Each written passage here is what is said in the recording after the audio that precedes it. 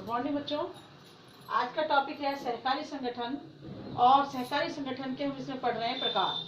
तो प्रकारों में सबसे पहले हम पढ़े उपभोक्ता सहकारी समिति। उपभोक्ता सहकारी समिति के जो सदस्य होते हैं वे स्वयं उपभोक्ता होते हैं।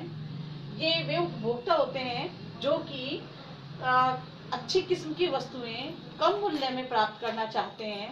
तो ऐसे उपभोक्ता मिलकर के ऐसी समितियों का गठन करते हैं।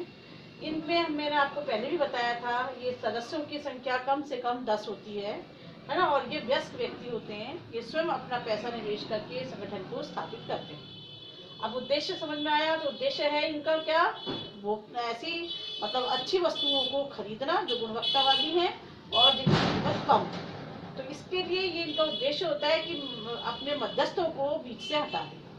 यानी यहाँ पर जो थोक व्यापारी हैं या अन्य जो मध्यस्थ हैं जिनकी वजह से वस्तु की कीमत बढ़ जाती है, उनको इनका हटाना उनका उद्देश्य होता है। उनको हटा करके ये सीधे ही उत्पादकों से वस्तु खरीदते हैं या बड़े व्यापारियों से वस्तु खरीदते हैं, जिससे कि कम कीमत में इनको वस्तुएं उपलब्ध हो जाती हैं और स्वयं ही जो उपभोक्ता जो सदस्य इसके हैं वे उनको खरीद लेते हैं। जो भी लाभ इनको प्राप्त होता है, लाभों को आपस में उपभोक्ताओं में ही उनमें सदस्यों में बांट दिया जाता है। इस तरह से उपभोक्ता सहकारी समितियों का संचालन किया जाता है। दूसरे आते हैं उत्पादक सहकारी समितियां। उत्पादक सहकारी समितियां वे समितियां होती हैं जिनके सदस्य छोटे छोटे उत्पादक होते हैं, जो कि बाजार में अपनी उत्पाद को विक्रय करना चाहते हैं, क्षमता बढ़ाना चाहते हैं और बड़ी बड़ी जो उत्पादक कंपनियां हैं उनसे प्रतिस्पर्धा में बचे सुरक्षित रहना चाहते हैं। वे उपभोक्ता उत्पादक मिलकर के ऐसी समितियों का गठन करते हैं। जो इन समितियों को जो समितियां होती है ये इन उत्पादकों को कच्चा माल, अन्य जैसे जो मशीनरी वगैरह हैं वो उपलब्ध कराने का काम करती हैं, बाजार भी उपलब्ध कराती हैं ताकि ये आसानी से अपने उत्पाद को विक्रय कर सके। उसमें भी इनकी सहायता करती है। यानी कच्चा माल आदि तो उपलब्ध कराती ही है, साथ में बाजार भी उपलब्ध कराने का काम करती है ताकि उत्पादक अपनी यहाँ पर बाजारों में अपनी वस्तुओं को आसानी से विक्रय कर सके।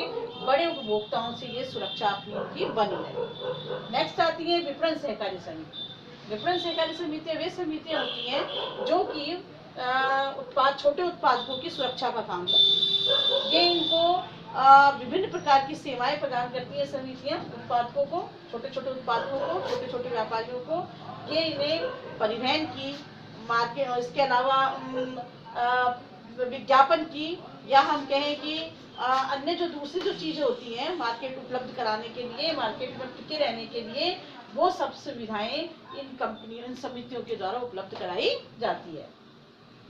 ये समितियां इनको बहुत सारी अन्य प्रकार की जो सुविधाएं होती हैं वो भी अनेक प्रकार की सुविधाएं भी उपलब्ध कराती है। इसी तरह से किसान सहकारी समितियां। किसान सहकारी समितियां ऐसी समितियां होती हैं, ऐसे इसमें जो सदस्य होते हैं किसान होते हैं जो कि अपनी उपज को अच्छे मूल्यों में विक्रय करना चाहते हैं, बड़ी उपज का लाभ लेना चाहते हैं, वो इसके सदस्य बन जाते हैं और ये अपनी उत्पाद को इन समितियों के माध्यम से विक्रय करते हैं। अच्छा, विक्रय तो ये करते ही है, साथ में किसानों को ये समितियां अनेक प्रकार की आगत भी उपलब्ध कराती है, जैसे कि जैसे बीज चाहिए, खाद चाहिए, या इनको दूसरे औजार चाहिए आधुनिक, वो सब उपलब्ध कराती है ताकि ये छोटी छोटी जोतों को मिला करके उनको बड़ी जोत बना करके उस पर उत्पादन का कार्य कर सके और बड़ी जोतों का लाभ प्राप्त कर सके। ऐसी समितियों का कार्य किसानों को उपज का अच्छा मूल्य प्रदान कराना होता है। तो बच्चों, आज हमने पढ़ी 4 प्रकार की सहकारी संगठन, जिसमें उपभोक्ता सहकारी संगठन पढ़े हमने, उत्पादक सहकारी संगठन, विपणन और किसान सहकारी समिति। हम पढ़ेंगे इसमें ऋण समितियां और आवास समितियां, जो नेक्स्ट वीडियो में पढ़ेंगे। थैंक यू वेरी मच बच्चों।